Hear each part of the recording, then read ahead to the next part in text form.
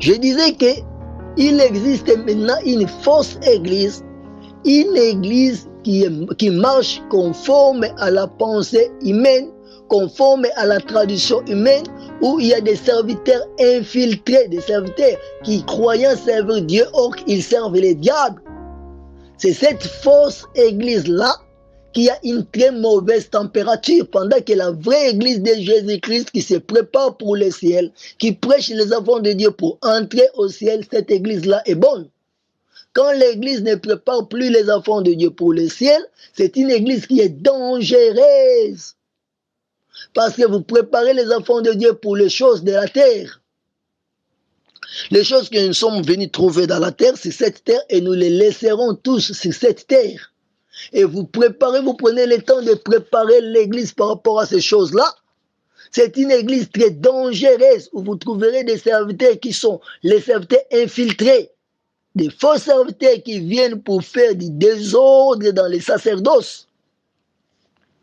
Comment reconnaître que tu es dans une église qui est tiède et que le Seigneur veut vomir conforme à l'Apocalypse 3,16? Bien-aimés, et la fausse église, souvent, nous les trouverons dans des églises locales. Pas dans l'église corps de Christ, parce que l'église corps de Christ est irréversible, intouchable, sans tache, irréprochable, ni ride, propre, saint, sans péché. C'est l'église de Jésus-Christ qui se prépare pour le ciel. C'est là où on est de faire un coup de marteau pour que le diable ne trouve pas un siège où se mettre.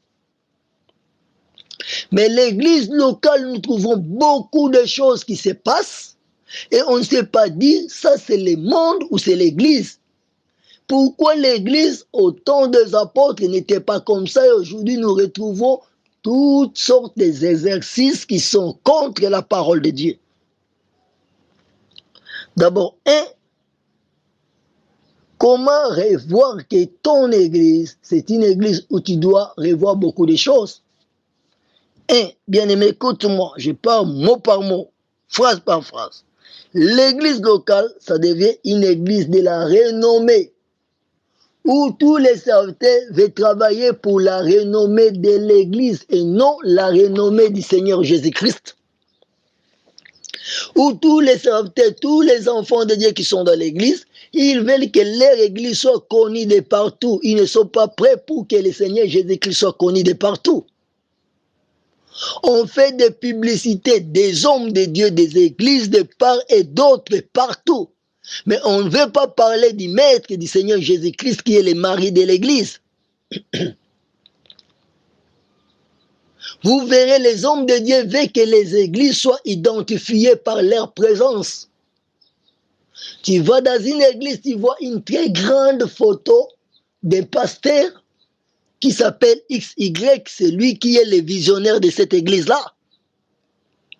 Et ils disent quoi? C'est pour permettre à tout le monde de reconnaître la vraie église où lui, il est homme de Dieu. Non.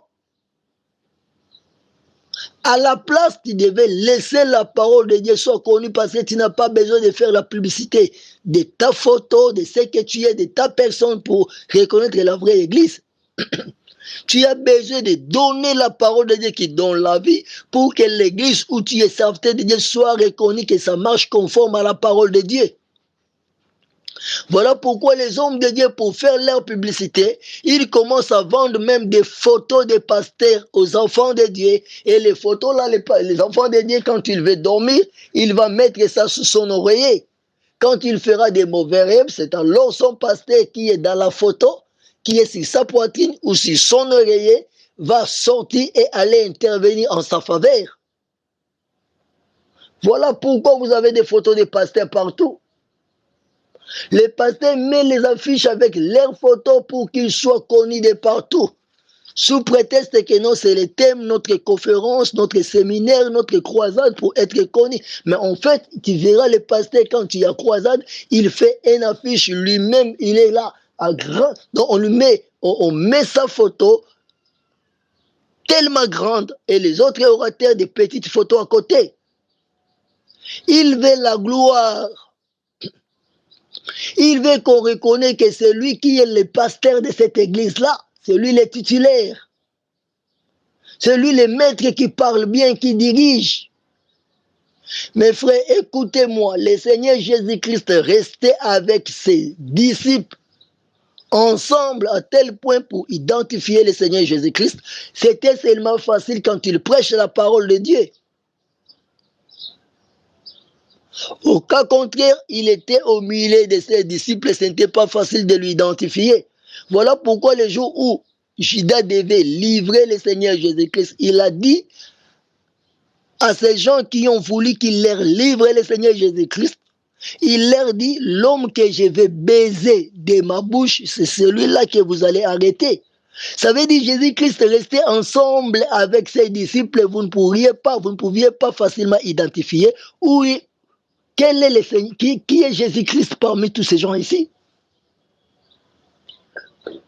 Mais les hommes de Dieu veulent être connus de partout comme des pasteurs, des hommes d'honneur, des hommes de premier rang, de première position. Et nous faisons des publicités pour nos églises. On l'appelle mon église. Chaque serviteur, chaque pasteur appelle l'église de Jésus-Christ son église. L'église commence à appartenir aux hommes de Dieu et non à Jésus-Christ. Les kidnappeurs de l'église. Nous avons kidnappé l'église de Jésus-Christ. On a arraché par force l'église entre les mains du Seigneur Jésus-Christ pour faire de l'église de Jésus-Christ nos églises à nous propres. Et les hommes de Dieu nous seront jugés à cause de ça. Voilà pourquoi nous voulons maintenant imposer des lois et des traditions, des systèmes, des formules selon nos convictions pour que l'église soit conduite selon l'homme de Dieu et non selon Jésus-Christ. Voilà. Une vraie église de Jésus-Christ ne cherchera pas la renommée de l'église, cherchera la renommée du Seigneur Jésus-Christ, cherchera d'élever le nom du Seigneur Jésus-Christ, ne cherchera pas que son église, mon église, comme nous les appelons d'habitude, soit connue de partout. Non, nous chercherons que Jésus-Christ soit élevé partout. Nous devons diminuer, être effacés, que le Seigneur Jésus-Christ puisse croître.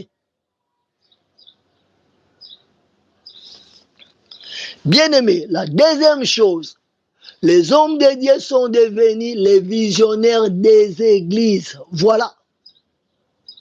Tu es dans une église où ton pasteur, il est visionnaire de l'église. Écoutez-moi ce que j'ai dit avant de critiquer. Bien-aimés, conformément à la parole de Dieu, Jésus-Christ, quand il laissait ses disciples pour la continuité de l'œuvre de Dieu, il leur dit, allez partout, faites de mes disciples, de mes enfants, mes disciples. Faites de tout le monde mes disciples. Les enseignants, les baptisants, les demandant d'observer ma parole jusqu'à ce que je revienne. Tout celui qui est enfant de Dieu, homme de Dieu, il a cet ordre d'aller de partout et de faire de tout le monde les disciples du Seigneur Jésus-Christ. L'église, c'est là où on est en train de faire des enfants de Dieu, qu'ils deviennent les vrais disciples de Jésus-Christ. Mais nous déclarons aujourd'hui, nous sommes des visionnaires. Frères bien-aimés, écoutez-moi. Écoutez ce que je dis. Une femme, elle reflète la vision de son mari. C'est le mari qui prend la vision, la bonne façon de voir sa femme, et il va aimer sa femme. Il va préparer sa femme à être soumise à ce qu'il veut. Il va préparer sa femme à devenir ce qu'il veut. Il va travailler pour que sa femme soit le reflet de ce qu'il veut. Voilà, la femme, c'est la vision de son mari. La vision de Jésus-Christ, c'était quoi? La moisson était mûre. On devait travailler maintenant pour aller moissonner. C'est là où il a vu l'église. L'église pour le Seigneur, c'est sa vision, ce n'est pas la vision d'une personne. Et nous, les hommes de Dieu, nous nous accaparons de l'église pour déclarer ce que c'est ma vision. Moi, j'ai vu, le Seigneur m'a dit, le Seigneur m'a parlé. Est-ce que le Seigneur ne parle pas? Oui, le Seigneur parle. Le Seigneur nous appelle. Mais l'église, c'est la vision de Jésus-Christ. Nous sommes aussi serviteurs de Jésus-Christ dans son église. Ce n'est pas ma vision, ce n'est pas ta vision pour imposer ce que tu veux. Parce que tu diras que Moïse, c'est lui à qui Dieu avait parlé. Il avait vu déjà la terre promise de loin. Il savait là où il était en train d'aller avec le peuple d'Israël vers le désert. Il était le seul à comprendre cet endroit. Non, ça c'est une façon de se défendre. Personne n'a été au ciel parce que l'église se prépare pour le ciel. Personne n'a vu le ciel parce que l'église se prépare pour le ciel. C'est Jésus-Christ qui a été au ciel, qui a vu le ciel, qui prépare l'église pour le ciel. Tous qui sommes serviteurs, nous n'avons pas une vision spécifique pour conduire l'église selon notre façon de voir. Nous conduisons l'église selon la vision de Christ, selon la façon de voir de Jésus-Christ. Si tu te déclares, si je me déclare être visionnaire dans l'église de Jésus-Christ, sache que tu es visionnaire dans ton église. Ce n'est plus l'église de Jésus-Christ. Si tu es dans l'église de Jésus-Christ, la vision qui conduit l'église de Jésus-Christ, c'est lui-même, le Seigneur Jésus-Christ. Parce que c'est lui qui est en train de conduire l'église vers le ciel. Nous sommes des simples serviteurs qui sommes en train d'aider les enfants de Dieu. Nous ne dirons pas aux enfants de Dieu, dans ma vision, dans mon église où je suis pasteur, le Seigneur m'avait dit ceci. Il t'avait dit quoi? À part ce qui est écrit dans la Bible. Il t'avait dit quoi? Il t'avait montré quoi? À part ce qui est écrit clairement noir sur blanc dans la Bible. Voilà pourquoi les hommes de Dieu commencent à faire de n'importe quoi parce que c'est sa vision, ce n'est plus la vision de Christ. Ils commencent à conduire les églises de Jésus-Christ selon la pensée de l'homme. Quand il trouve quelque chose qui va marcher en sa faveur, il est d'accord, il permet à tout le monde de suivre et de faire ce qu'ils veulent faire. Parce qu'il trouve que de son côté, on parlera de bon pour lui. Soit il n'est pas aussi dans les mauvais, mais il sait que ce qu'on parle, ce qu'on dit de lui, ça va le justifier, ça va l'honorer, ça va lui donner une raison. Les hommes de Dieu cherchent toujours de tout prix d'avoir raison. Ils ne savent pas qu'ils sont aussi humains, ils peuvent faire des erreurs, ils peuvent aussi demander pardon aux autres enfants de Dieu, aux autres serviteurs de Dieu. Non! Parce que c'est lui qui est le visionnaire, il détient le monopole de la connaissance. Parce que c'est à lui que le Seigneur s'était adressé, ce qu'il dit, c'est ce qui vient de Dieu. Les autres serviteurs à côté de lui, ce qu'il dit, ça vient à la deuxième position. L'Église doit écouter les visionnaires. Et qui est le visionnaire de l'Église que l'Église devait écouter, si ce n'est Jésus-Christ?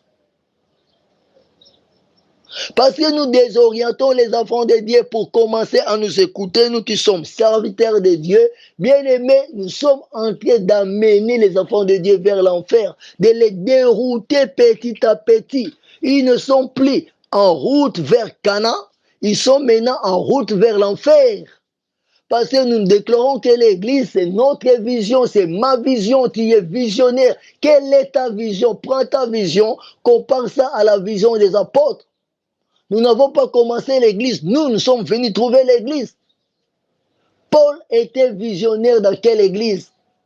Quelle était l'Église où Paul était déclaré qu'il était le visionnaire de l'Église? Quelle était l'Église où Pierre avait déclaré qu'il était le visionnaire de l'Église? Quelle était l'Église où Jacques avait déclaré qu'il était le visionnaire de l'Église? Tout le monde était serviteur de Jésus-Christ, disciple et appelé plus tard apôtre. Il travaillait dans l'église de Jésus-Christ où Jésus-Christ lui-même était le visionnaire. Je crois, je dis vrai. Si tu veux me contredire, tu es libre. Fais ça. Et je vais te répondre. Du fait que nous déclarons, c'est ma vision, c'est que le Seigneur m'avait dit, il m'avait montré ceci. Ça devient ta vision d'où l'Église ne sera plus dirigée par Jésus-Christ, l'Église sera dirigée par toi, par tes ambitions, par tes sentiments, par tes décisions, par ce que toi tu veux. Et voilà pourquoi l'homme de Dieu est prêt de chasser les gens dans l'Église, parce que c'est son Église, c'est sa vision. Il te dit, à partir d'aujourd'hui, désormais, tu ne mettras plus tes pieds ici à l'église. Les hommes de Dieu commencent à chasser d'autres hommes de Dieu. Ils leur créent des problèmes parce que c'est ta vision. Quelle est la température de l'église aujourd'hui? L'église locale est en train de subir des choses que l'église locale dans le temps des apôtres n'avait jamais subi, n'avait jamais connu. L'église est prête à mourir. D'autres églises sont déjà dans des morgues. Pasteur visionnaire, écoutez-moi. C'est le Seigneur Jésus-Christ, celle qui est le visionnaire de l'église. Et l'église, c'est l'église de Jésus-Christ et non l'église de moi, pasteur Alain. Ça n'a jamais été mon église et ça ne sera jamais mon église.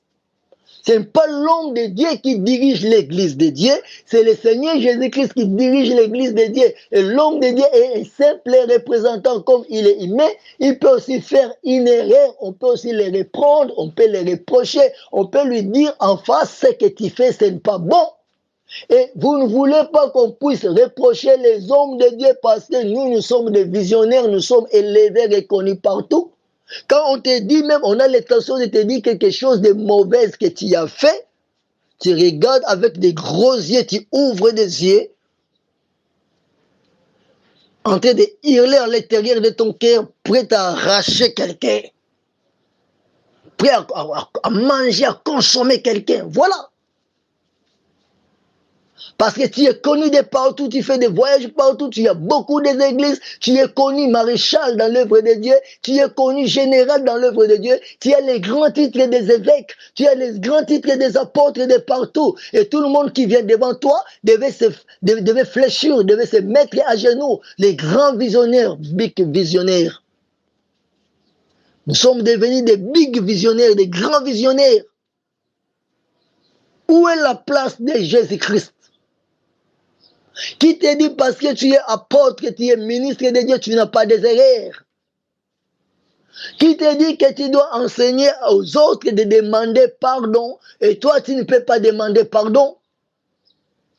Qui te dit que c'est seulement les autres qui font des erreurs et toi tu ne peux pas commettre une erreur? Quelle est la température de l'église aujourd'hui? Bien-aimés, attention. L'église, c'est la vision de son mari. Du fait que l'église est l'épouse de Jésus-Christ, c'est que l'église, c'est la vision de Jésus-Christ. Si tu détiens une vision pour ton église qui t'appartient, écoute ce que je te dis. Paul n'avait pas détenu la vision de l'église. Oui, le Seigneur lui avait appelé. Il a dit, je t'appelle, tu souffriras pour l'église que tu es en train de faire souffrir aujourd'hui. Et je te montrerai ce que tu dois faire. Mais Paul n'avait pas déclaré pour ça que c'était ma vision. C'était son appel et non que l'église est devenue la vision de Paul, de l'apôtre Paul, parce que le Seigneur l'avait rencontré à la route de Damas. Non.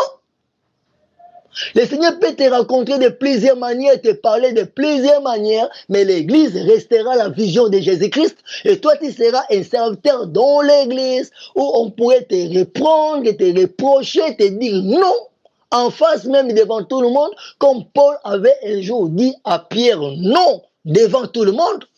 Mais que Pierre avait marché avec le Seigneur Jésus-Christ, Paul n'avait pas marché avec le Seigneur Jésus-Christ. Toi qui es devenu un big visionnaire et grand visionnaire, si on te dit non devant tout le monde, là, la personne qui te dit non pour toi, il devient une source de conflit contre ton ministère. Il faut d'office l'écarter. Les hommes de Dieu n'aiment pas avoir à côté des autres hommes de Dieu qui soient comme des Jérémie, qui peuvent te cracher des vérités, te dire des choses que tu es en train de faire qui ne sont pas bonnes. Là, il faut d'office l'effacer. Les chasser de ton église parce que c'est ton église. Il faut priver une telle personne la chair, il ne doit pas prêcher. Parce que s'il prêche, il va prêcher contre ce que toi tu es parce que tu es le visionnaire. Non, laissons la parole de Dieu nous conduire prendre sa place et nous donner la vie de Jésus-Christ. Personne n'entrera au ciel à cause de son pasteur, parce que son pasteur est visionnaire. Mais nous entrerons au ciel tous si nous pratiquons la parole de Dieu conforme à la volonté du Seigneur Jésus-Christ. Et comment nous voulons conduire les enfants de Dieu selon notre manière de voir et non selon ce qui est écrit dans la Bible. Voilà pourquoi nous déclarons que je suis visionnaire dans mon église. C'est ton église où ton père t'a laissé, où ta maman t'a laissé un héritage pour toi. Quelle est la température de l'église aujourd'hui? L'église est dans la morgue, là où il fait très froid. L'église ne peut plus bouger. Si elle existe encore, parce que tu es dans la morgue, si on va te faire sortir de la morgue, tu vas pourrir. Tout le monde est en train de pleurer pour l'église, de se lamenter pour l'église, à cause des gens qui sont appelés hommes de Dieu, de nous qui sommes appelés hommes de Dieu, soi-disant des visionnaires qui font des choses comme nous voulons les faire bien. Bien-aimés, nous serons sévèrement jugés. Homme de Dieu, visionnaire de l'église, répands-toi. Laisse l'église être la vision du Seigneur Jésus-Christ. Déclare que tu es appelé par le Seigneur Jésus-Christ et soumets-toi à la vision de Christ, à la parole de Dieu. Voilà. Bien-aimé, l'église est conduite par les lois d'hommes, par les décisions humaines. Actuellement, l'église est conduite par les lois d'hommes, par les décisions humaines. C'est l'homme qui impose la loi. Il va chercher un verset qui l'appuie. Et il va s'appuyer sur ce verset pour donner sa façon de penser.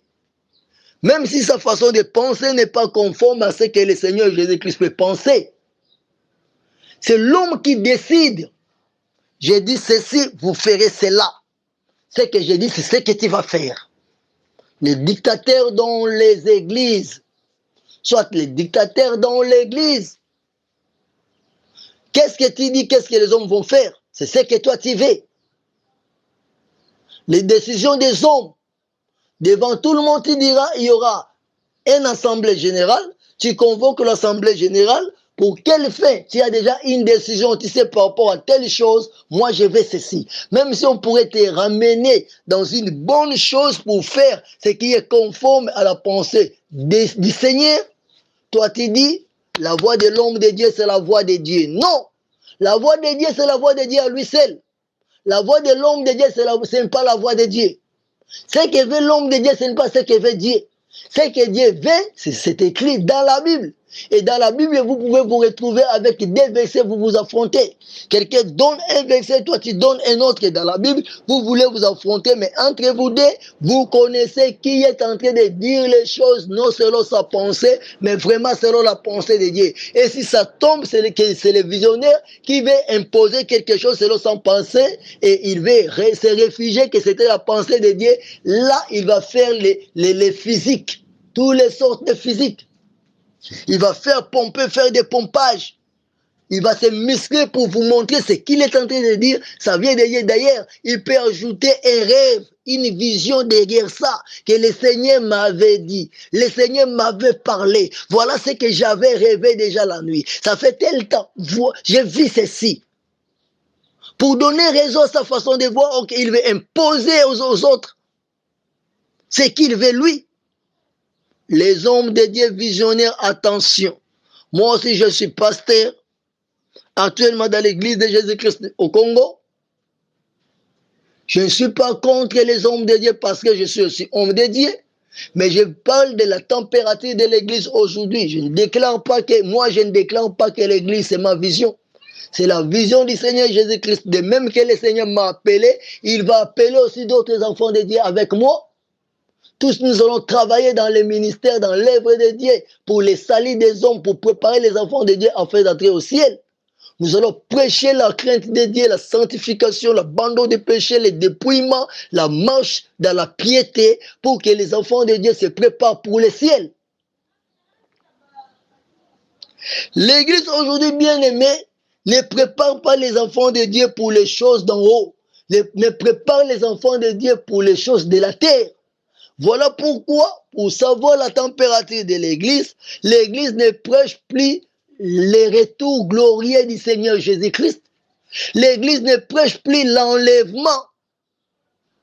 L'église ne prêche plus l'abandon des péchés, la repentance, la conversion, la nouvelle naissance. Non, pas question.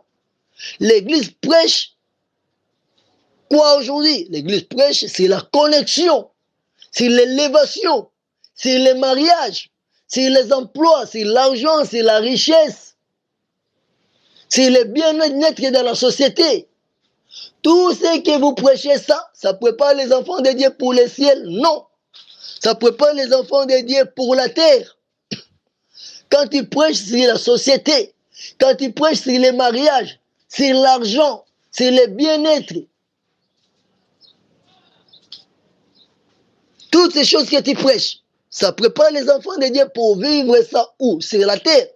Mais si tu veux préparer les enfants de Dieu pour entrer au ciel, parle-leur de la repentance, de l'abandon des péchés, de la sanctification intérieure et extérieure. Je dis bien la sanctification intérieure et extérieure. Revois l'habillement des enfants de Dieu qui sont avec toi. Entre même dans leurs pensées pour voir comment ils sont en train de raisonner, de réfléchir par rapport à la parole de Dieu. Reprends-les sévèrement. Fais que les enfants de Dieu marchent conformes à la parole de Dieu. Prépare l'église pour le Seigneur. Parle de la repentance. Parle de la piété. Parle de la justice pour le ciel.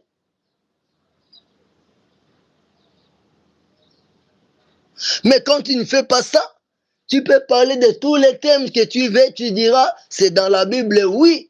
Bien sûr, je suis d'accord avec toi. Mais sache que nous ne prêchons pas de toutes choses qui est dans la Bible n'importe comment. Nous prêchons avec un objectif. Le Seigneur nous a dit, il est allé préparer une place. Nous sommes restés là pour conduire les brebis du Seigneur, pour les préparer. Quand le Seigneur va revenir, il va prendre ces brebis du Seigneur que nous avons préparées et il va aller avec ces brebis et aussi avec nous-mêmes où? Dans le ciel, d'où nous préparons les enfants de Dieu pour entrer au ciel. Tout ce que je prêche chaque jour a un seul objectif. Est-ce que ce que je prêche aujourd'hui, ça prépare quelqu'un pour entrer au ciel? Si je trouve que ce que je prêche aujourd'hui, ça ne prépare pas quelqu'un pour entrer au ciel, il faut changer ton message. Voilà pourquoi nous disons que c'est ma vision. J'ai eu un message particulier de la part du Seigneur. Je prêcherai seulement exemple sur la grâce. Oui, prêcher sur la grâce, ce n'est pas un péché. Mais il faut prêcher sur la grâce qui prépare les enfants de Dieu pour entrer au ciel d'où? Bien que c'est la grâce, ça doit dire aux enfants de Dieu non au péché. Ça va dire aux enfants de Dieu de marcher dans la sanctification. Ça va dire aux enfants de Dieu que oui, dans le temps de la grâce, tu peux aussi perdre ton salut si tu ne bénéficies pas de marcher correctement la parole de Dieu. Ça ne demandera pas aux enfants de Dieu de vivre et de marcher dans le libertinage, libre de faire quoi, n'importe quoi, non. Voilà les hommes de Dieu visionnaires qui pensent qu'ils font bien, qu'ils font mieux, qu'ils conduisent très bien l'église de Dieu, parce que c'est votre vision. Vous faites toutes choses mauvaises, très mauvaises même, parce que vous préparez les enfants de Dieu pour l'enfer. Très dangereux, dangereux. Très dangereux. Quelle est la température de l'église aujourd'hui? Bien-aimés, nous verrons des églises qui sont devenues des sources de conflits. Donc même des hommes de Dieu, des enfants de Dieu qui sont là pour chasser ceux qui veulent, qui viennent à l'église pour être sauvés. Nous créons des problèmes, même des choses qu'on peut se comprendre facilement. On s'efforce pour refuser de comprendre. Pour qu'il y ait des conflits qui sont devenus des verrous comme dans les verrous de douche. Qu'on ne peut pas trouver de solution. Vous verrez des hommes de Dieu entre eux qui ne s'attendent pas. Ou bien soit ils s'attendent par hypocrisie. Tu es homme de Dieu, tu parles toujours en mal contre l'autre. Donc vous vivez dans des conflits et dans des conflits qui sont comme des guerres froides entre hommes de Dieu. Et si entre les hommes de Dieu vous vivez dans des conflits, quelle sera la suite entre enfants de Dieu? catastrophique. Et nous faisons effort pour faire entrer aux autres, faire participer aux autres dans nos conflits. Qu'ils soient aussi, qu'ils fassent part de nos conflits parce que nous cherchons nos raisons. Parce qu'il y a un tel problème, moi je vais avoir raison, je veux que quelqu'un m'appuie, je vais lui faire participer dans ces problèmes en lui amenant plus près de mes pensées, de ma façon de voir et de les convaincre. Nous voulons fuir les autres à cause des conflits qui n'ont pas de tête et de pieds. Vous verrez, l'église est devenue trop conflictuelle. Il y a des gens qui ne savent plus où prier, où aller prier, comment prier, parce que quand tu vas à l'église, tu vas te chercher des problèmes. Tu vas rencontrer beaucoup de problèmes, source de beaucoup de conflits. Entre ministres et ministres, entre les enfants de Dieu, entre surtout les sœurs dans le Seigneur, les mamans dans le Seigneur. Tala et Bela Bamakambo. Source de conflits dans les églises. L'église devient un centre de créer les problèmes. À la place d'être un centre de créer les salis, de donner les salis aux enfants de Dieu, ça devient un centre pour faire des divisions dans des familles, pour faire des guerres dans des foyers, pour diviser les gens et créer des conflits, même entre un époux et son épouse, entre les enfants et leurs parents. Le pasteur lui-même est grand conflictuel. Si vous êtes dans une église où il y a toujours des petits conflits, voilà, tel avec tel, tel avec tel, tel avec tel, ça ne marche pas. Voilà, le pasteur a dit ceci pour l'autre pasteur. Voilà. Frère, faites attention. Faites attention. Aucun jour, Jésus-Christ était avec Pierre, avec Jean, avec Matthieu, et entre ses disciples qu'il y ait conflit et que le Seigneur était d'accord de rester avec eux. Non. Ils travaillaient dans la paix pour la gloire du Seigneur. Ils étaient là en train d'être enseignés quand ils sont restés avec eux, entre eux, quand ils étaient restés. Au cas où il y avait un problème, ils se disaient des vérités en face et personne ne considérait qu'il était supérieur à l'autre. Nous ne verrons nulle part où Paul s'est vu être supérieur à Pierre, ou bien Pierre s'est vu être supérieur à Jacques. Ils travaillaient dans l'unité. Quand il y avait un avis, on les partageait et on ne cherchait pas qui a raison, qui a tort. On voulait voir qu'est dit la parole de Dieu, quelle est la pensée de Dieu. Si ça ne tenait pas, qu'est-ce qu'ils faisaient? Ils priaient. S'il y a quelque chose qu'ils devaient trancher, ça ne marchait pas. Ils priaient. Nous verrons ça dans les choix de Matthias. Quand ils voulaient choisir un autre apôtre qu'ils devaient remplacer Judas, qu'est-ce qu'ils avaient fait? Ils avaient prié. Voilà. Quelle est la température de l'église aujourd'hui? Quand il y a des problèmes qui demandent même la prière, on ne veut pas prier en échange de ce que l'homme décide selon sa pensée. Peut-être que ce n'est pas la pensée de Dieu et beaucoup des enfants de Dieu, beaucoup des hommes de Dieu seront condamnés pour cela. Attention de participer à des choses que tu ne maîtrises pas. Voilà. L'église est devenue très conflictuelle. Et quand il y a des conflits, tu veux qu'il y ait la paix, de mettre tout le monde sur un même banc, sur une même chaise pour faire la paix. Toi qui veux faire la paix, on te considère comme un homme de guerre. Très dangereux plus que Ben Laden. On te trouve très dangereux plus que Ben Laden. Pourquoi? Parce que tu veux faire la paix entre deux hommes de Dieu, entre les serviteurs de Dieu.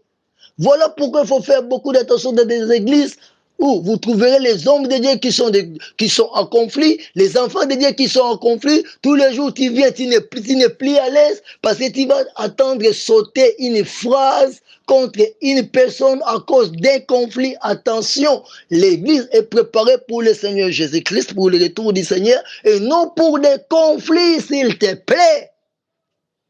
Voilà. Quelle est la température de l'église aujourd'hui? C'est ça mon thème. Tu veux parler avec le pasteur Alain Goma? Mon numéro est là. 00243 90 27, 26, 26, 4.